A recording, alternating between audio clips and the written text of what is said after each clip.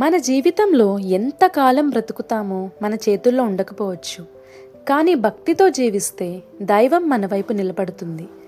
ఈరోజు నేను చెప్పబోయే కథ మరణానికి భయపడని ఒక చిన్న బాలుడి కథ. పరమశివుడి కృపతో చిరంజీవిగా మారిన మహాభక్తుడు మార్కండేయుడి కథ.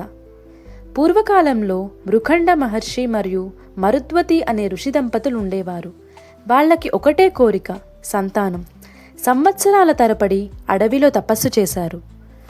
ఓం నమః శివాయ అంటూ చలిని, వేడిని, వర్షాన్ని భరించారు. వారి భక్తి చూసి పరమశివుడు ప్రత్యక్షమయ్యాడు. శివుడు వారికి ఒక వరం ఇచ్చాడు. తెలివైన కానీ 16 ఏళ్ల ఆయుష్షు గల కుమారుడు కావాలా, లేదంటే దీర్ఘాయుష్షు గల కానీ జ్ఞానం లేని కుమారుడా? వాళ్ళేమన్నారో తెలుసా?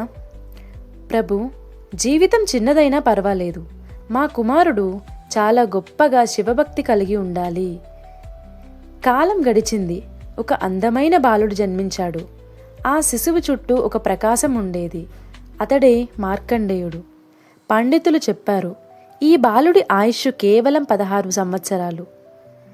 ప్రతి ఉదయం లేచి శివలింగానికి పూలు సమర్పించేవాడు. అతని భక్తిలో స్వార్థం లేదు, భయం లేదు, ప్రేమ మాత్రమే ఉంది. తనకు 16 ఏళ్ల తర్వాత ఏమవుతుందో అతనికి తెలుసు. కానీ అతను ఒక్కటే అనుకున్నాడు, నా ప్రాణం తీసేది మరణం కాదు, నన్ను రక్షించేది నా శివుడు. మన జీవితాల్లో కూడా కష్టాలుంటాయి, కానీ భక్తి ఉన్న మనసు ఎప్పుడూ ఒంటరిగా ఉండదు. 16 ఏళ్ల రోజే సమయం వచ్చింది. యమధర్మరాజు ప్రత్యక్షమయ్యాడు. మార్కండేయుడు భయపడలేదు. శివలింగాన్ని గట్టిగా హత్తుకొని మరింతగా జపించడం ప్రారంభించాడు. యముడు పాశం విసిరాడు, కానీ ఆ పాశం శివలింగాన్ని తాకింది. ఆ క్షణమే శివుడు ఆ లింగం నుండి ఉగ్రరూపంలో బయటికొచ్చాడు. నా భక్తుడిని తాకే ధైర్యం నీకు ఎక్కడి నుంచి వచ్చింది అని యముడిపై కోపగించారు.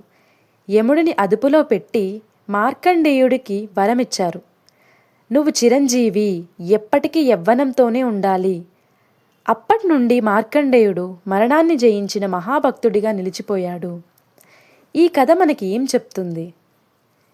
జీవితం ఎంతకాలం ఉండాలి అన్నది ముఖ్యం కాదు, దైవంపై నమ్మకం ఎంతగా ఉందో అదే ముఖ్యం. భయం ముందు భక్తి ఉంటే దైవం మన వైపు నిలుస్తుంది. మీకు ఈ కథ నచ్చిందా? అయితే కామెంట్లో ఓం నమః శివాయ అని రాయండి. ఇంకా ఇలాంటి భక్తి కథల కోసం నా ఛానల్ను సబ్స్క్రైబ్ చేయండి, మర్చిపోకండి.